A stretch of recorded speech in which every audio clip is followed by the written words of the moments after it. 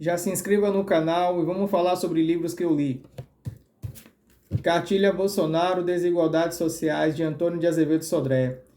Este é um tipo de livro que não tenta esconder sua posição política, ele entra no debate de peito aberto.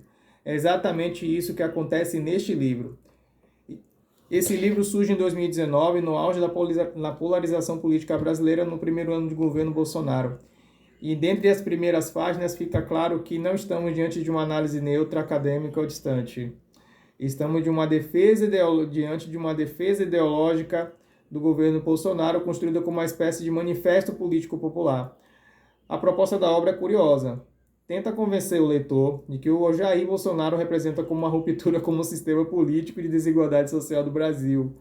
Ele vai usar uma linguagem simples, quase panfletária, como se estivesse conversando com um cidadão, né, comum que desconfia da imprensa, da política tradicional e das elites intelectuais, desconfia de tudo, né? Ele tenta vender Bolsonaro como outsider da política de uma linguagem bem mais simples. E talvez o aspecto mais interessante desse livro esteja justamente aí. Ele funciona com menos como estudo sobre desigualdade, mais como um retrato psicológico social de uma parcela do Brasil naquele período. O livro vai insistir na ideia de que existe um conflito do Brasil real e o Brasil da mídia. Para Sodré, Bolsonaro seria alguém perseguido por jornais, comentaristas e setores políticos que perderam influência. A narrativa vai transformar Bolsonaro numa espécie de figura antissistema, quase um símbolo da resistência contra estruturas tradicionais do poder. Ele é uma ruptura da política tradicional. Só que isso é uma questão importante.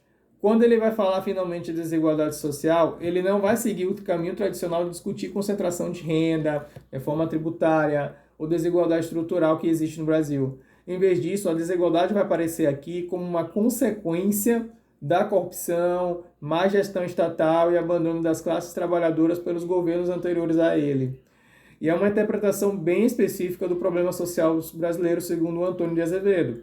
Ao longo das páginas, o autor tenta aproximar Bolsonaro da população mais simples, né? Do trabalhador que acorda cedo, cansado de violência, né? De todas as mazelas e suportando crise. Existe quase uma romantização do homem comum brasileiro, como se o governo representasse finalmente alguém disposto a ouvir esse povo. E isso ajuda a entender porque o livro gera reações muito interessantes e fortes. Para apoiadores do Bolsonaro, a cartilha pode soar como uma leitura motivadora, motivacional, quase que uma esperança. Já para os críticos, ele parece uma propaganda política disfarçada de reflexão social.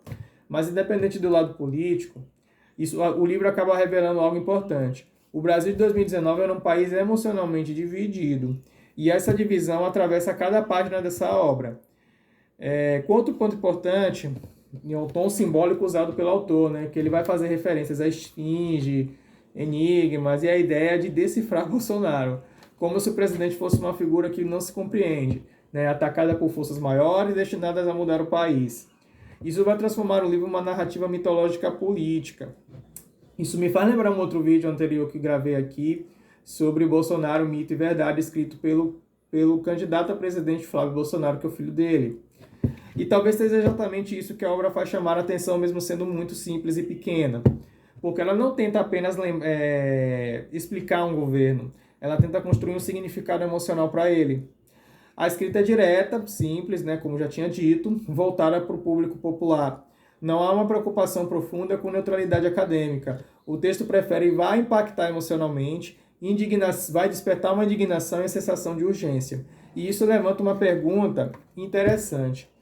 Até que ponto livros políticos pretendem analisar a realidade ou apenas reforçar aquilo que o leitor já acredita?